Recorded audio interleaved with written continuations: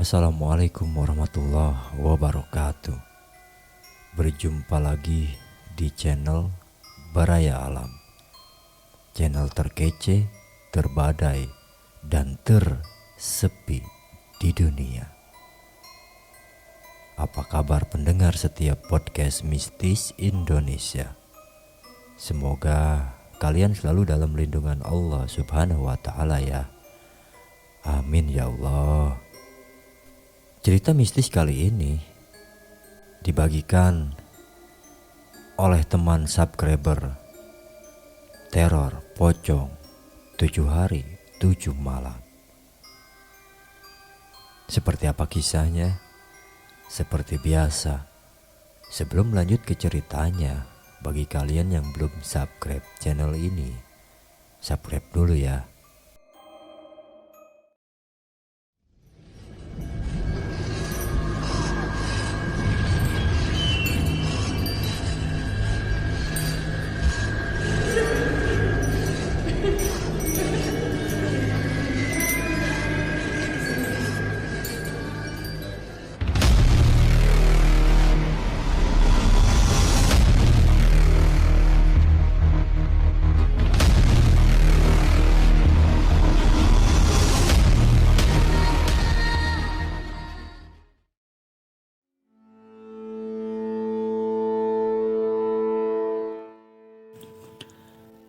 Assalamualaikum warahmatullahi wabarakatuh. Nama gue Irfan.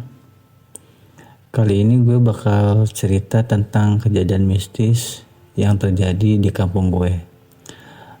Maksudnya bukan kampung gue sih, tapi kampung bokap gue. Jadi bapak gue itu asli Bandung dan mama gue asli Bogor. Kejadiannya sih itu di Bandung. Gue dapat cerita ini dari bapak gue. Dan kejadiannya udah lama banget ya. Zaman bapak gue masih kecil. Dan kejadian ini tuh dialami oleh tetangga bapak gue di Bandung. Ya, teman semasa kecilnya gitulah. Gue langsung ke cerita aja ya. Jadi awal cerita, tetangga bapak gue itu namanya Pak Imron. Gue panggil Imron aja ya, biar gak kagok. Jadi kata bapak gue, si Imron ini anaknya agak sedikit badung ya, bangor. Cuma bangornya itu bukan suka nyuri atau gimana ya. Jadi orangnya itu iseng. Misalnya ada ayam lewat sama dia ditendang. Ada bebek lagi itu tuh lagi kawin.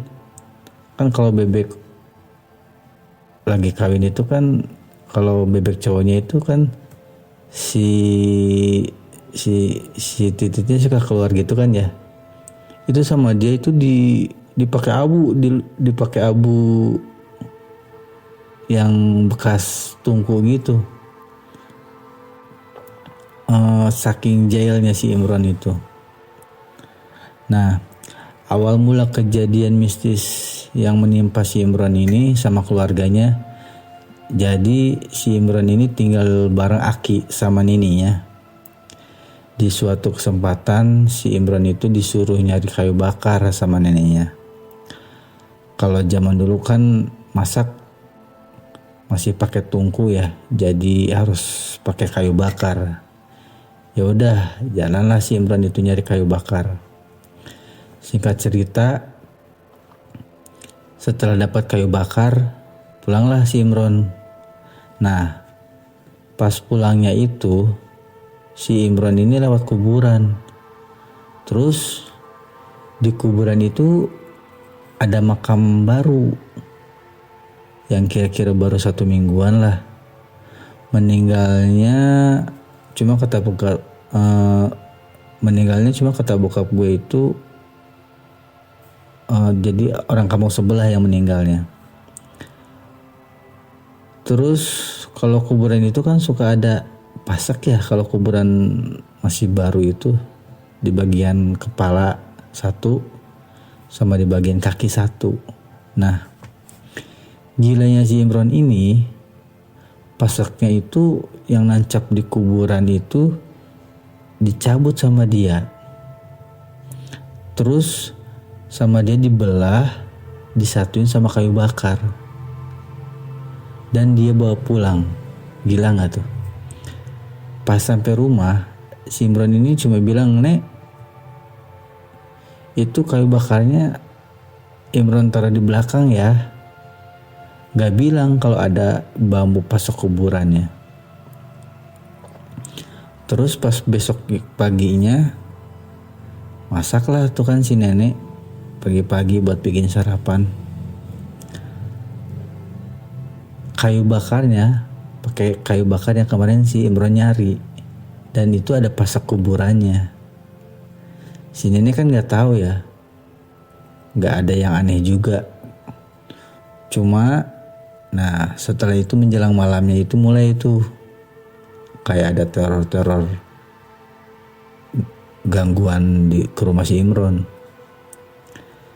Jadi malam itu tepat jam 3 dini hari, rumah si Imron ini ada yang ketok-ketok. Cuma malam itu si Imronnya lagi gak ada di rumah, lagi nginep di rumah temennya. Tok-tok. Pas dicek keluar sama kakeknya, ternyata gak ada siapa-siapa.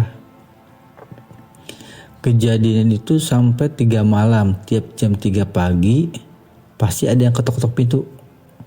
Entah itu dari pintu depan, kadang dari pintu belakang. Tapi pas dicek selalu gak ada.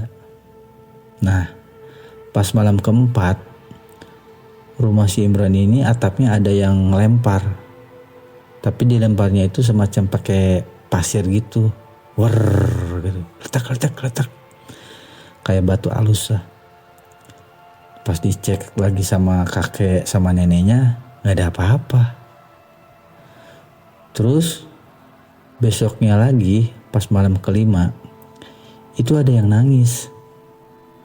Cuma sama si kakek sama neneknya ini gak dicek, ya udahlah dicuekin aja.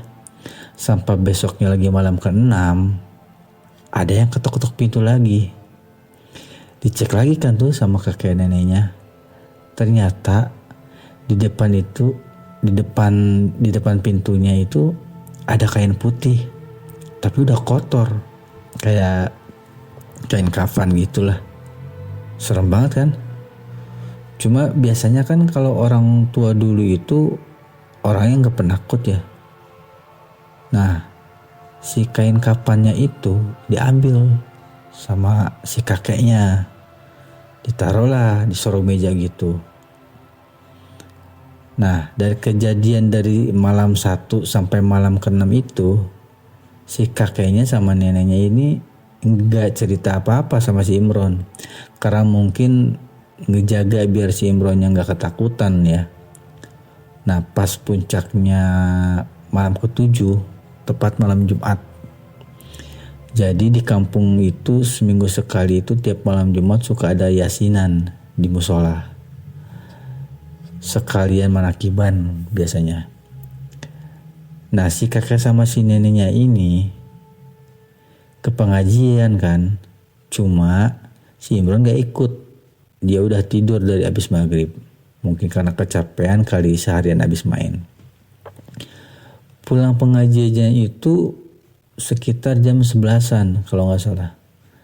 Pas pulang lagi jalan gitu dari kejauhan, si nenek tiba-tiba berhenti. Terus bilang ke si kakeknya, "Abah, hari itu di payung bumi ayah sahanya." Maksudnya, "Abah, itu di depan rumah di rumah ada siapa ya?" "Oh, mungkin ada tamu," jawab si kakeknya tuh kan. Namanya kan udah tua ya, jadi penglihatannya juga udah agak kurang. Ya udah, jalan lagi kan si kakeknya tuh sama si nenek. Pas sudah deket, kalian tahu gak sih yang ada yang disangka tamu itu? Ya Allah, ternyata itu pocong. Jadi si pocongnya itu diri sambil senderan gitu. Jadi bahu si pocongnya itu nyender ke tiang kayu rumah si Imron itu. Dan asal kalian tahu, si kakek sama si nenek ini sama sekali gak takut. Malah si kakeknya bilang kayak gini, aya tamu, mangga kalebet dari rewaya sanes. Maksudnya, ada tamu, silahkan masuk, sendirian aja bukan. Itu gue ngebayangin kalau misalkan posisi gue kayak gitu, pasti gue udah pingsan tuh. Nah, udah gitu pas buka pintu, si kakek sama si neneknya itu nengok ke belakang. Si pocongnya itu udah nggak ada. Ya udah, mereka santai aja kan, kayak nggak ada apa-apa. Mereka masuk, langsung tidur. Cuma belum lama mereka tidur, tiba-tiba si Imron lari ke kamar si nenek sama si kakek sambil nangis-nangis. Kaget kan tuh kakek sama neneknya. Kenapa kamu, Ron? Ada apa? Terus cerita tuh si Imron kalau dia mimpi dikejar-kejar pocong karena ngambil pasok kuburan yang dari bambu itu. Nah, dari situ barulah kebuka kenapa selama 7 malam rumah kakek neneknya si Imron ini diteror habis-habisan. Rupanya ini biang keroknya. Ya udah, malam itu si Imron tidur bareng tuh sama kakek neneknya kan. Besok paginya kakeknya langsung ke makam buat ganti pasok yang udah dicabut sama si Imron. Dan sekalian juga mendoakan almarhum supaya tenang di alam sana. Dan semenjak itu, alhamdulillah, udah gak pernah lagi tuh ada kejadian-kejadian aneh di rumah si Imron. Mungkin itu aja yang dapat gue ceritain pengalaman bapak gue waktu masih kecil di Bandung. Insya Allah lain waktu gue bakal berbagi cerita lagi di channel Baraya Alam ini. Assalamualaikum warahmatullahi wabarakatuh.